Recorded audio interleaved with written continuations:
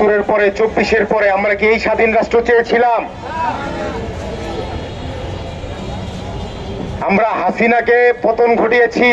শুধুমাত্র হাসিনাকে নয়, হাসিনার এই দুর্নীতি, হাসিনার এই অপশাসন, হাসিনার গুম খুন, হাসিনার সন্ত্রাসী বাহিনীর তাণ্ডব, আমরা এর প্রত্যেকটি থেকে মুক্তি চেয়েছিলাম।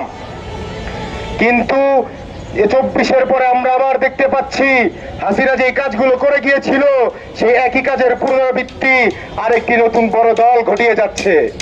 আমরা এই সন্ত্রাসী হামলাকারী কর্মকাণ্ডের তীব্র প্রতিবাদ ও নিন্দা জানাই।